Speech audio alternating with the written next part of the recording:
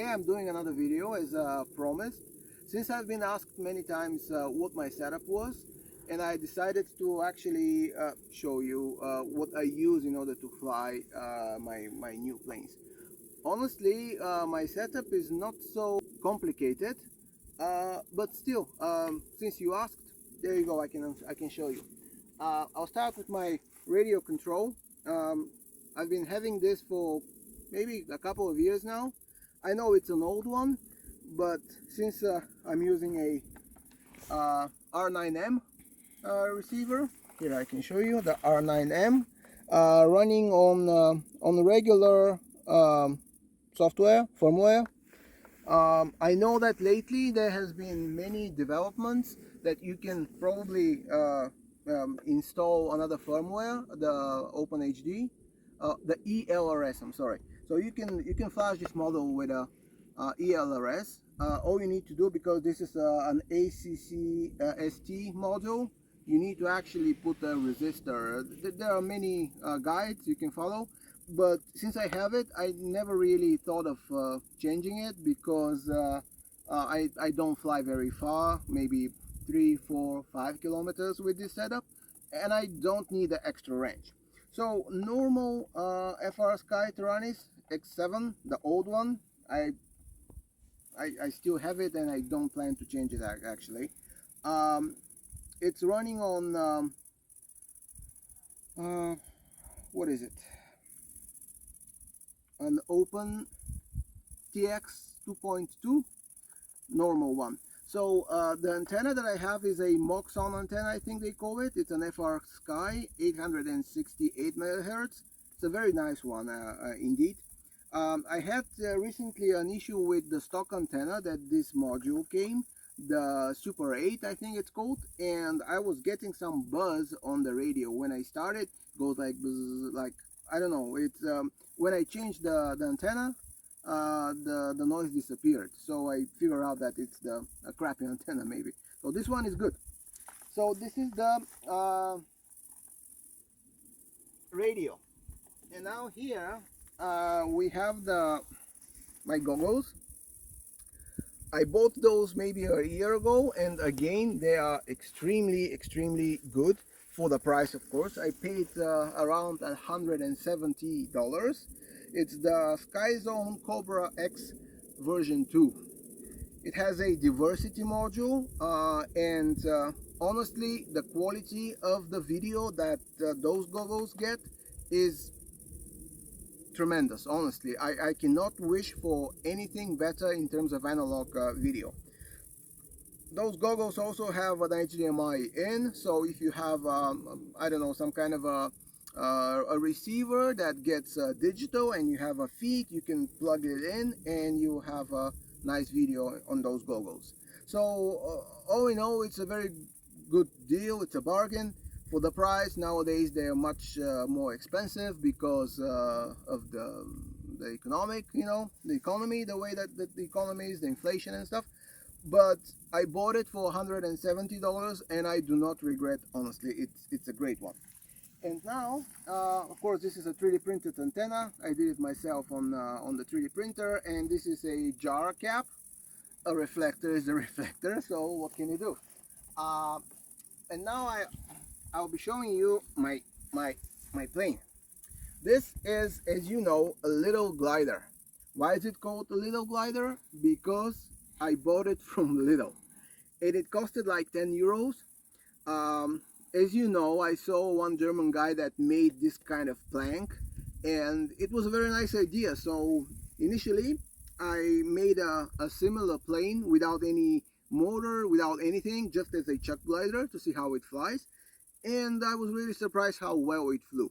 So then I got some balsa wood. This is a hard balsa, 2.5 millimeters, I would say, and I also 3D printed those hinges.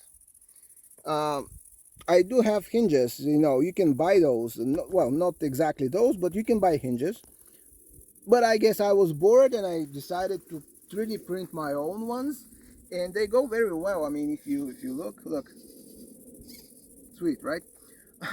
Also, let me show you my newest gadget. So my newest gadget, since I broke my Cadex Orca, by the way, don't buy Cadex Orca. Even if you have it, I mean, if you can find it in somewhere, don't buy it. Why? Because the battery is crap. The battery was only lasting me around 2 to 5 minutes, and then the video will automatically shut off, which was horrible. I couldn't figure out for quite some time, and then finally it came to me that it's the battery. I took the battery out of the Cadex Orca, and I charged it with my smart charger, and then I discharged it, and I was able to only put like 100 milliamps in the battery, which meant that the battery was like completely flat. Other people also reported that. So, and then I was like, well, maybe I can buy this battery from somewhere. No, you cannot. You cannot buy the battery. It just doesn't exist on the market. So I tried to find something in between, like something that will probably fit. By the way, it fits very tight in this camera. So I couldn't find it, long story short, so I bought something in between. And while I was dismantling the battery, this guy here, it's a 900 milliamp battery. Since I wanted to replace the battery and I couldn't find it anywhere, I bought something that was quite close to it. But by the time the battery arrived, while I was pulling out the old one, I broke my camera, so now it's completely bad. So long story short, I bought this one. This is the Runcam Thumb. It has a accelerometer, so later on this video we'll be able to see how it stabilizes using gyroflow. All in all, it's a very good one. Also, let me see what else we have here. Of course, this is again a Cadex Starlight camera. It's very good in low light. Actually, it's really good in low light. Not that I've tested it, but that's what they say.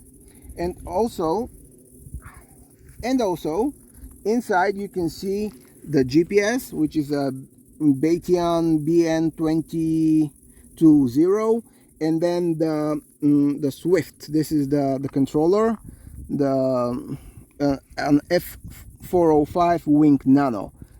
It's running an Arduino Pilot, and it's been holding up to now really good. So I like it. And you can see during flight it only takes around 4, 5, not more than 6 amps if I really push it. And you may ask, but where is the battery for this plane, right? Where is the battery? Well, the battery is right here, embedded into the plane, and the ESC is right here. The motor is a BR2306. It's a 2400 kV, made in China. Surprise. A Tower Pro ESC, servo machines, an MG90S, very nice. And I also put a bit of a weight here in order to get it right. So what can I say? This plane is extremely versatile. It is light. I mean, it weighs close to nothing. It flies really stable thanks to the controller, and also it gets great efficiency. So if you don't want to spend more than $150 on more or less the same plane, but instead here it will say ZOHD or Superfly or Superfly Pro, blah blah blah, you name it, this one costs 10 euros. So guys, go to Lidl and get one of those.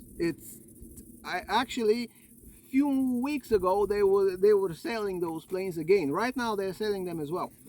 However, as soon as I saw that in Lidl, as soon as I saw that this plane was again in Lidl present and that you can buy it, I bought another one. I mean, it's a no-brainer, right? So there you go. Later in this video we will see the gyroflow. Oh, by the way, there is a pro version. Silly me, I didn't know that there was a pro version of this camera, which is a 4K. This is only 1080p. And if I knew that earlier, I would have bought the pro version, because yes, it's $90, but it's 4K, right? It's much better. However, this one, since it's only 1080p, it will take me less time for my old PC to process, post-edit the video using Filmora and other stuff, and Gyroflow, of course. Don't forget Gyroflow. So yes, thank you for being part of the channel. Thank you for subscribing, and I'll see you soon, right? Thank you. All right, so now let's see how it flies. You can see the thumb is recording. I mean, it is recording, right? Okay, so let's see how this plane flies.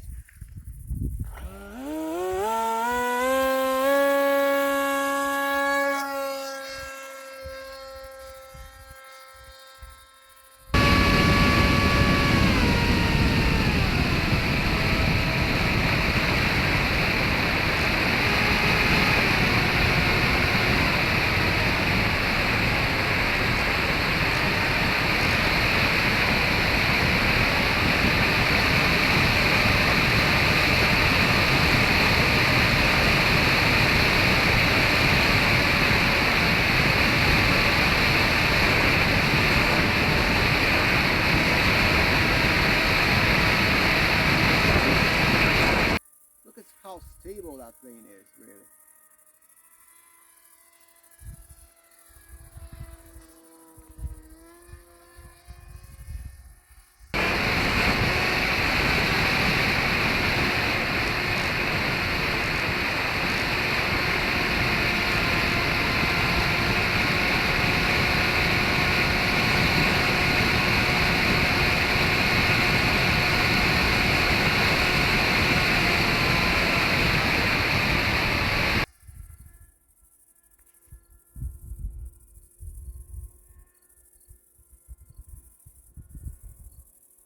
So now we're gonna land it.